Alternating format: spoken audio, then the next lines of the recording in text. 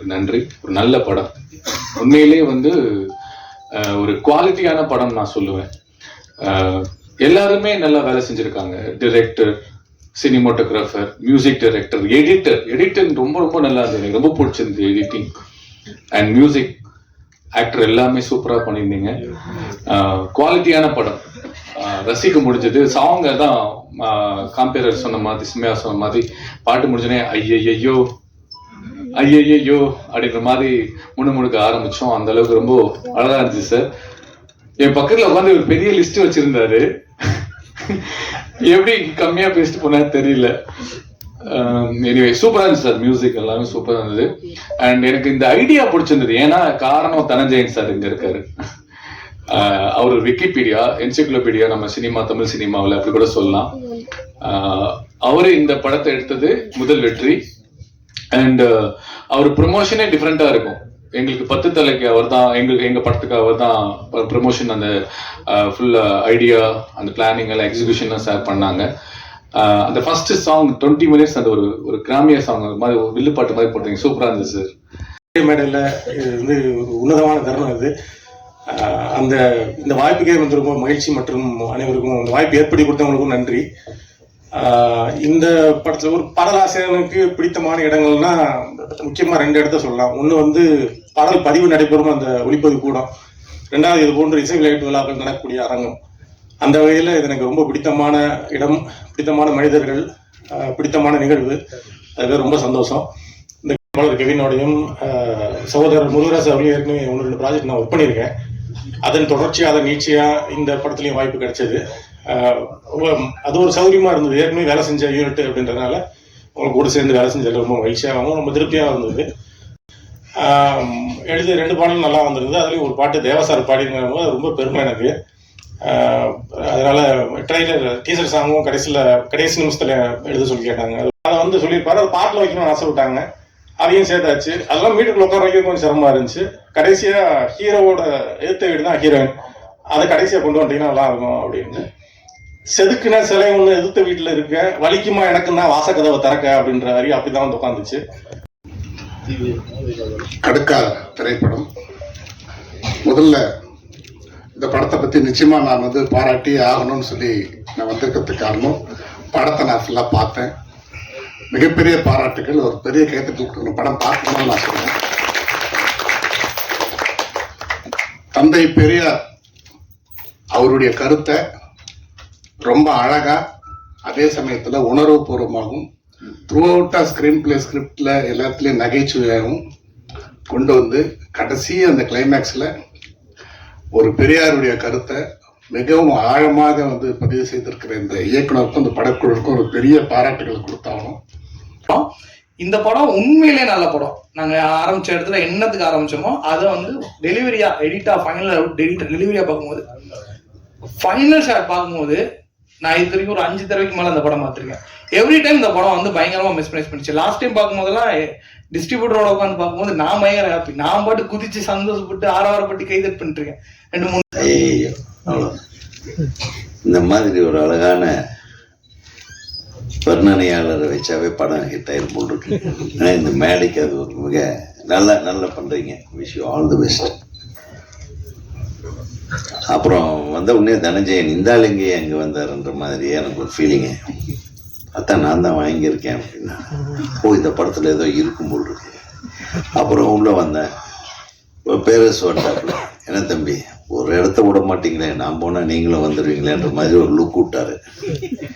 சரிடா என்னடா தெரிய வம்பா இருக்கேன் பார்த்தா திடீர் சிவி குமார், நீங்கள் எங்கே இப்போ இல்லைண்ணே இது சரி இப்போ டைரக்ட் பண்ணிட்டு இருக்கீங்களான்னு. அதான் 2-3 படம் பண்ணிட்டீங்க, மெம்பர் ஆகாமே பண்ணிட்டு இருக்கேன், மரியாதையாக மெம்பர் ஆகிட்டு.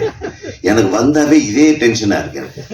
எல்லாம் யாருமே டைரக்டர் சங்கத்தில் மெம்பர் ஆகுறது இல்லை. நான் டைரக்டர் சங்கத்தில் இந்த ஆளுக்கு வந்து உங்களை வாழ்த்தணும், என்ன ஏன் நியாயம் அது? தியேட்டர்கள் இருந்தது, இன்னைக்கும் தியேட்டர்கள் இருக்கு. ஒரே படத்தை எல்லா தியேட்டர்லையும் போட்டு காசு பண்ணி 4 நாள்ல காசு பண்ணணுன்றதுக்காக உயிரை பணையம் வைத்து இருக்கிற சொத்தெல்லாம் அடமானம் வச்சு இந்த கலை உலகத்தில் ஏதாச்சும் சாதிக்கணுன்ற ஆசையோடு வந்து படம் எடுக்கிற ஒரு 15 தயாரிப்பாளர்கள் அவருடைய வாழ்க்கையை நாசம் பண்றது எந்த விதத்துல நியாயம்? உங்க தயாரிப்பாளர் சங்கத்துல உங்களுக்கு அவங்களும் மெம்பர்கள் தானே, அவங்களுக்காக நம்ம ஏன் சேர்ந்து போராடக்கூடாது? முதல்ல இதை பண்ணுங்க. திரைப்படங்களுடைய வெளியீட்டை ஒழுங்குபடுத்தலைன்னா சிறிய திரைப்படங்கள் எல்லாம் மிகச்சிறப்பா இருந்ததுங்க, படம் தியேட்டரே கிடைக்கலைங்க. அப்படி ஜனநாயகம் சார் ரொம்ப சிரமப்பட்டு ரிலீஸ் பண்ணாருங்க. நல்ல திரைப்படங்கள் ஓட வேண்டும், அந்த நிலைமை இன்னைக்கு இருக்கு. ஆனா யாரோ அதை தடுத்து கொண்டிருக்கிறார்கள், அதை எதிர்த்து நீங்கள் குரல் கொடுக்க வேண்டும் என்றுதான் நான் கேட்டுக்கொள்கிறேன். யார் தடுக்கிறாங்கன்றது தெரியாது. ஒரு சாரார் மட்டும் சினிமாவுக்கு சொந்தம் அப்படின்ட்டு ஒரு சினிமாவை ஒட்டு மொத்தமா ஆட்டையை போட நினைக்கிறது தப்பு. கிராமத்துல நம்ம ரொம்ப அலங்காரம் பண்ண விஷயங்கள் இருக்காது, யதார்த்தம் இருக்கும். கூடுமான வரையிலும் வில்லேஜுக்காரங்க பேசுறதுல உண்மை இருக்கு. தப்பு செய்யறவங்க கூட நல்லா இருப்பான், வில்லன் கூட அழகா இருப்பான், வில்லன் கூட நல்ல பேரோட இருப்பான். அதுதான் வில்லேஜ். உண்டான மரியாதையை அனைவரும் கொடுக்க வேண்டும். அப்பதான் அந்த படம் நிறைவு பெறும். அதே மாதிரி இயக்குனரும் நேர்மையானவனாக நடந்து கொள்ள வேண்டும். தயாரிப்பாளருக்கு அவர் போட்ட முதலீட்டுக்கும் உன்னை நம்பி வந்த நடிகர் நடிகை.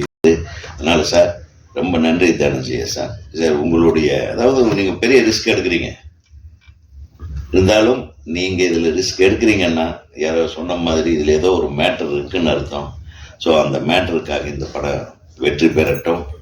அந்த பொண்ணு விஷயம் சொன்னீங்க, அதை எதை தெளிச்சாங்க.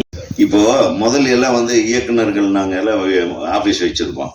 டக்குன்னு வாய்ப்பு கேட்டு ஆண்கள் பெண்கள்லாம் வருவாங்க. வரும்போது சார் ஒரு ஃபோட்டோ சார் அப்படின்னு அப்படி கொஞ்சம் நெருக்கமாக இருந்தேன். எங்களுக்கு தெரியாது இல்லையா, நம்ம நின்றுருப்போம்.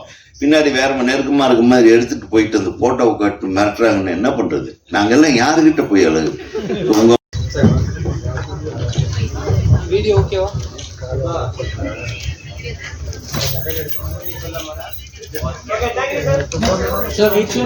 எதிர்பார்க்க ஆரம்பிச்சிட்டோம் நாங்க எல்லாருமே. நீங்க ஒவ்வொரு டைம் ஃப்ரேம்ல வரும்போது சிவிகுமார் சார் சின்ன படத்துக்கு சப்போர்ட் பண்றதுக்குன்னு ஒருத்தர் தமிழ் சினிமாவில் புதுசா ஒருத்தர் என்ட்ரா இருக்காருன்னு ஒரு பெரிய பிரம்மாண்ட விழாவே எடுக்கலாம். அப்படிப்பட்ட ஒரு ஆள் சிவிகுமார் சார். ஏன்னா எதிர்பார்க்கவே இல்லை. இன்னைக்கு சார்ட்ட கால் பண்ணி சொன்ன காலில் கண்டிப்பா சின்ன படம்னா கண்டிப்பா சப்போர்ட் பண்ண வர அப்படின்னு சொல்லியிருந்தாரு. சுபாஷ் சார், இந்த படம் பார்க்கும்போதே சாருக்கு ரொம்ப பிடிச்சிருந்துச்சு. ஆரம்பத்துல இருந்து ரொம்ப சப்போர்ட் பண்ணிட்டே இருக்கிற சுபாஷ் சார் வந்ததுக்கு ரொம்ப நன்றி சார். சௌந்தரண்ணே வந்தவரையும் பார்த்தவரையுமே சொன்னாரு, இந்த நேட்டிவிட்டி உள்ள போயிடுச்சு, படத்துக்குள்ள கிராமத்துக்குள்ள போன மாதிரி இருந்தது. அவரோட ஐடியாஸ் எல்லாமே சொல்லிட்டு இருந்தாரு. மெயினா இப்ப தவைக்கல் இறஞ்சிருக்காரு, அதுக்கு மெயினா வாழ்த்துக்கள். தொடர்ந்து சமூக சேவை செஞ்சுட்டு இருக்காரு. சினிமாலையும் 2 பேரையும் ஓட்டிட்டு இருக்காரு, அதுக்கு வாழ்த்துக்கள்ண்ணே. எங்க படத்தோட டீம், எனக்கு வாய்ப்பளித்த இயக்குனர் முருகராஜ் அண்ணன், producer Anand sir, Kannan master, எல்லாருமே நிலவை பார்த்து பண்ண இந்த பாட்டு ஆக்சுவலா 2 பாட்டுமே தேவாசரோட ஆசீர்வாதத்துல ஹிட் ஆனது. மக்களுக்கும் நான் நன்றி சொல்லிக்கிறேன்.